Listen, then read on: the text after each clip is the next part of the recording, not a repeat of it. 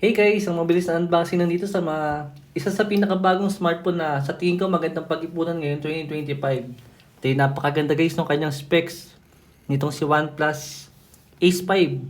Actually guys, medyo hindi ako madalas mag-unboxing or mag-review ng ganitong klase ng mga smartphone dito kila OnePlus dahil medyo pricey guys yung mga smartphone nila.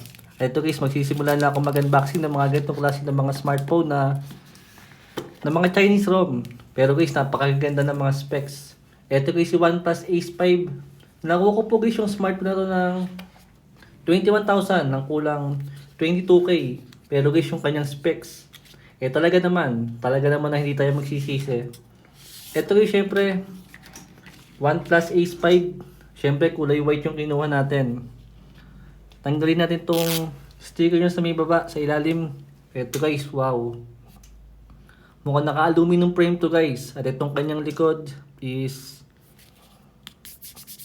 hindi ko sure guys kung ano ba yung likod na to. Para po siyang, syempre hindi siya fingerprint magnet, pero para siyang glass. At meron nga siyang aluminum frame dito. At ito yung kanyang camera. Signature na to guys ni OnePlus, yung ganitong klase ng camera nila. Ang pagkakaalam ko, ang magiging global version na to is yung OnePlus 13R. Yan. Tingnan muna natin yung kanyang package dito. Dito sa ating packages, meron po siyang case na kasama. Yan, wow. Medyo maganda yung case na kasama niya dito. Lagay lang natin saglit. Yan. Tanggalin muna natin. Dito sa may ilalim niya is meron po tayong 80 watts na charger. Super VOOC charger po siya. Siyempre expected na yun, naka Type-C na cable siya. At syempre yung signature ng OnePlus na color red na cable dito. Yan. Yan po yung kasama ng OnePlus Ace 5 dito sa may package niya. Tingnan natin yung mismong smartphone natin. Ito guys, si OnePlus Ace 5. Syempre naka Chinese ROM to. Subukan kong ipakita sa inyo kung paano itong i-setup pagka naka Chinese ROM. Dahil kahit ako guys, medyo naguguluhan pa akong i-setup yung ganitong klase ng mga device. Ang isang nagpapahirap sa akin dito guys is yung kanilang mga keyboard.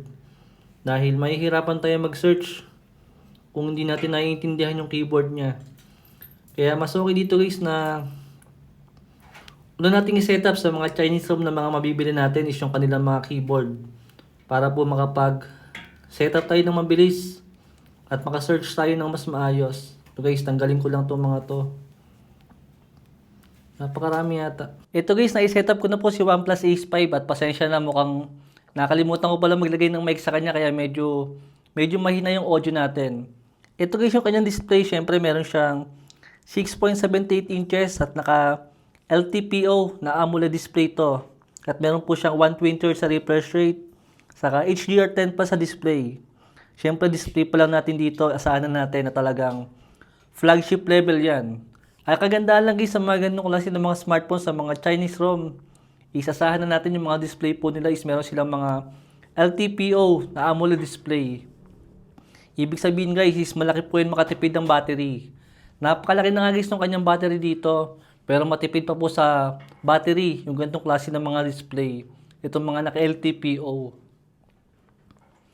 Base version lang itong kinuha natin, itong merong 256GB na internal storage. At meron po siyang 12GB RAM. At syempre Snapdragon 8 Gen 3 yung kanyang processor dyan.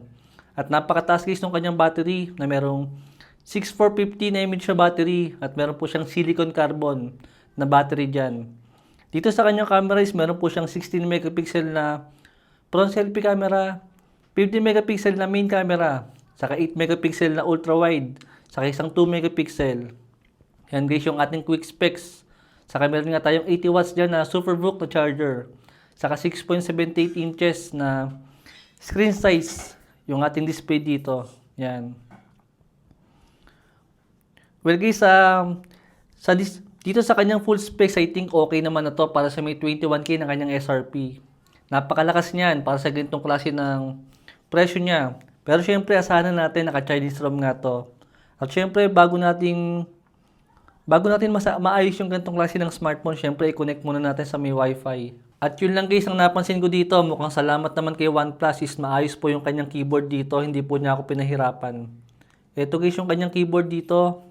Meron po siya agad na QWERTY keyboard. Ay yun lang. Teka lang. Mas okay na naka-QWERTY keyboard tayo dito guys. Kanina naka-QWERTY siya. Nung kinonek ko po siya sa may wifi. Alisin po muna natin to. Dahil mahirap guys gumamit ng keyboard na naka-Chinese. Ayan, yan. Yan guys yung ibig kong sabihin. Mas okay po na pagka bibili po tayo ng Chinese ROM na smartphone is mas okay na ilagay po muna agad natin siya sa ganitong klase ng keyboard bago po tayo maglagay ng mga Google Play Store para po tayo hindi mahirapan sa kanya. Ito na guys, medyo naayos ko na po yung keyboard sa kanya. Ang ginawa ko lang po dito is nilagay ko po siya sa may English. Saan ko ba nalagay yon?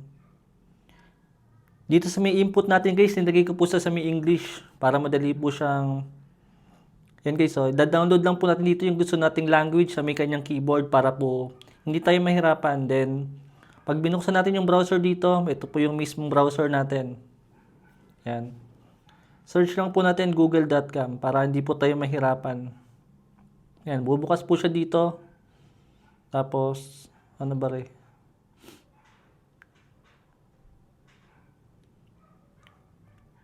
Google Play Store APK.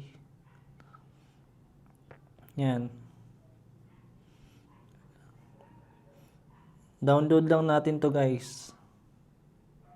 Dito na lang para mabilis.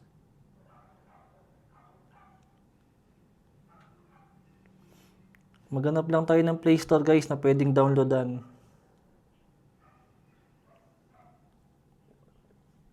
Yan, download lang natin. At ito guys, after nga po niyang ma-download at ma-install natin. Ayun guys, meron na po tayong Google Play Store dyan. At mapapadali na guys ang pagda-download ng mga applications sa atin dito at mga games sa mga Chinese smartphone na kukunin natin. At nakagandahan pa nga dito guys is napakarami na naka-install ng mga pre-install ng mga application dito. At matatanggal po natin yan lahat guys. At makakapaglagay tayo ng mga kailangan lang po natin ng mga application dito. And yun muna guys yung mabilis na unboxing natin dito sa may OnePlus Ace 5. I think maganda po yung kalaban ng Redmi K80 tsaka ng iQOO Neo 10. Tatlong smartphone guys na nasa around 20k pero napakatataas guys ng mga specs nila. Na meron Snapdragon 8 Gen 3. Yun muna guys yung mabilis na unboxing natin. Thanks for watching.